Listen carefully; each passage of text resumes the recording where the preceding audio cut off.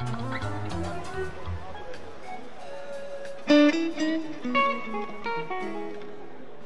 right, aloha. Here we have Don Strasberg.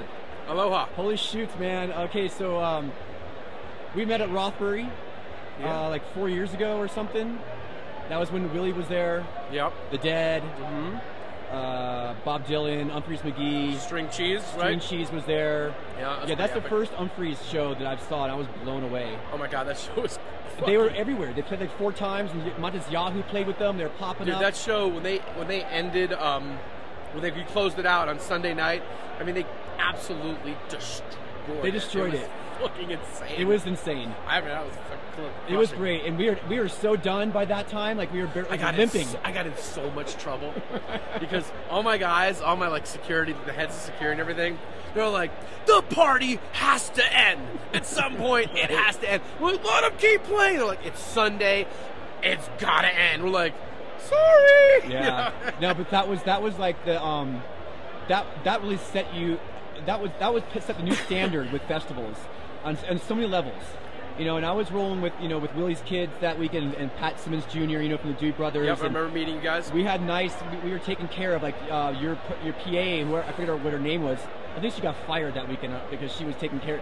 Good care. Nobody got fired. Okay, good. Bless Except your heart. almost me, but besides. But she was great, and we got to see a lot of things, and the sustainability. That's what I wanted to talk to you about. Okay. Because now you're the president of the mountain. I'm actually the vice president. The vice president of the AEG division of the Rocky Mountain. Yeah, I'm the vice president and senior talent buyer of AEG Live Rocky Mountains. Right. And I was one of the partners in Rothbury. Myself and a couple other people, a guy named Jeremy Stein. Right. We ran the festival together, and a guy named Joe Litvag, actually, all 3 of us. And it was really a pretty incredible experience, Rothbury. And Jeremy was one of the managers of String Cheese, and he came to me and he said, Don, I have this property and I have this pretty insane vision, and you want to help try to make it happen? And I was like, yeah, this sounds like an incredible vision, and I'd love to work with you on it, because it's it's a cool opportunity when you come from a community. Like, I grew up listening to the Grateful Dead, this is like my family, and to be What's able it like having Further here right now for you then? It's a complete mind fuck, it's like, I mean, you go from like hanging out at Alpine, sneaking in underneath a fence to like promoting the band, or watching. I remember once watching the Grateful Dead one night at Red Rocks. I couldn't get in. I was on the side of the mountain watching the show. Right. Now I'm like, I mean, is there we're standing here beyond anything you've seen in like 20 years? I mean, it's awesome. I mean, look, God, it's look, I mean, I think Jerry would be actually pretty damn proud of them. In my opinion, the last couple shows I saw, the Alpharetta and North Carolina, were the 2 best Dead shows I've ever seen, with or without Jerry. And I only saw 100 Dead shows with Jerry, That's a lot, And I danced my arse off. I mean, look, it's like, I think, he probably digs the fact that, his brothers are still out there making music and the community's together. And to some degree, I don't know if he really loved being in the spotlight.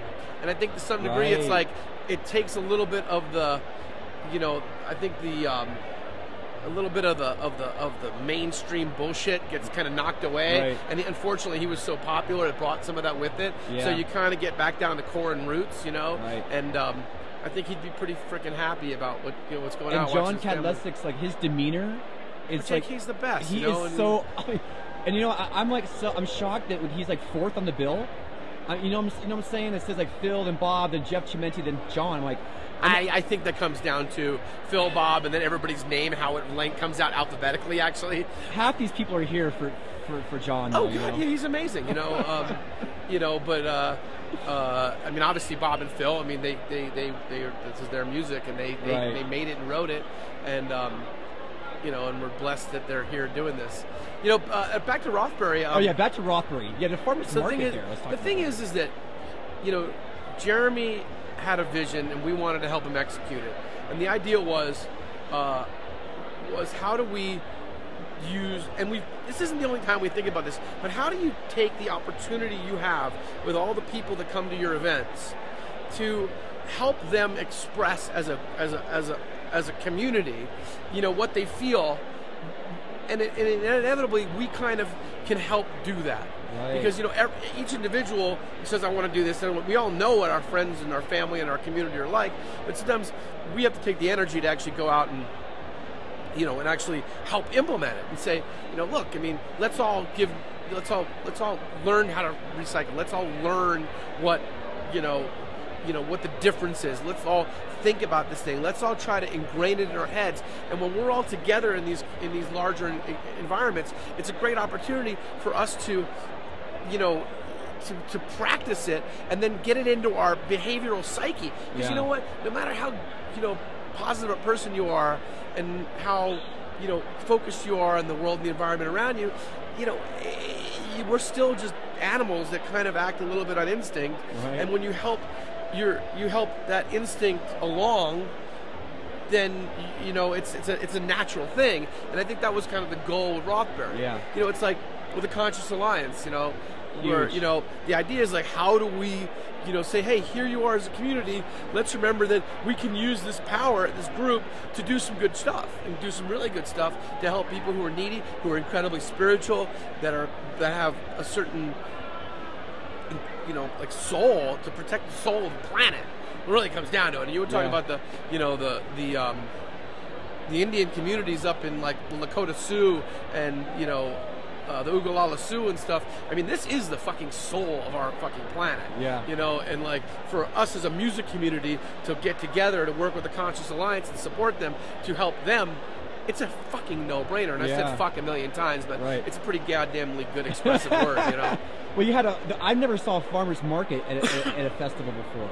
That was a great one. That was, you know, look, one of the things is like, people don't always understand, like, that Michigan is an incredibly beautiful and agricultural place. I mean, you say Michigan, people think like, oh, Detroit, but like in a lot of ways, Michigan, it's like, you know, you go out there in the summer and it's like beautiful. The cherry trees and the strawberries and like the fruit. It's just like incredible, you know? Going off. And like, what a great opportunity again for us as a community to go, we can party, we can have fun, but let's support the people who do good things. It's like, let's, you know, God bless. Like, you know what? It's like, it's a win-win. It is the community wins, the kids coming to the show win, everybody wins. They're happy, they want to buy more tickets, they come back to the show, the bands get paid, the bands play, the people have fun. It's a good cycle to create. Yeah. Well, it really did set up a snowstorm.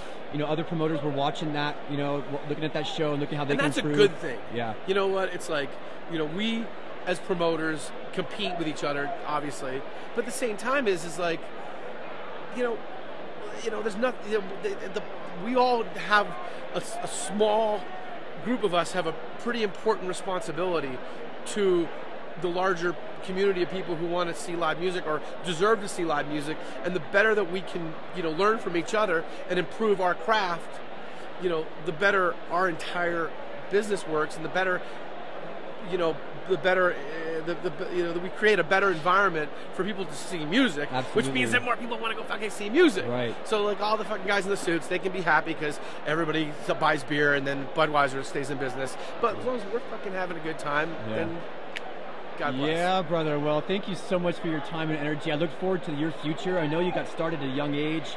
You know, I did some due diligence. I found out like how you got your start. You know, you helped bring Fish, you know, to Colorado. I was just a wee pup. Man, and then, you know, starting with String Cheese and getting the Fox Theater off and running. Yeah. So, you know, where are you going to be 10 years down the line from here? You know, where do you want to be? I learned something. Be careful for what you ask for. Yeah. Because you don't really know what you fucking need. Yeah. So, actually, that's not exactly it. But, you know, I used to say, be careful of what you ask for, you might just get it. Yeah. And now I've kind of learned that, like, I probably don't really know what's best for myself. I'm probably better off to just, you know, have faith that, like, what's inside of me, that instinct we talk about, is going to take me to a place that's going to be a pretty happy place. And, you know, and hopefully it'll be good for, you know, my family and myself and for our community, and we all can do the same thing, you know? Well, if you're going to take a snapshot of right now, in this moment, here you are, the promoter for 3 sold-out Further shows at Red Rocks, one of the nicest venues in the world, and you're just calm and you're collective and you just got it down, bro. So I congratulate you. That's the first time I've ever been calm in my life. Well, man, it shows. Like, you know, it's I'm learning. I'm taking notes, bro. And thank you for spending time with me. And well, dude, thank you for doing this. Yeah. I mean, I'm honored and I appreciate it. woohoo! Aloha. Aloha.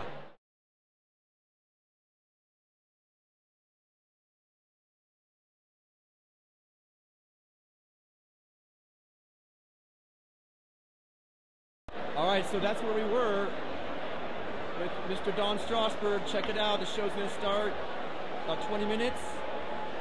And feeling the isness. Oh, yeah. All right, I think it's going to be a good show. Things are happening now. Further. Good interview with Don. And a little backstage action. And I'm going to go up top now and see what's going on.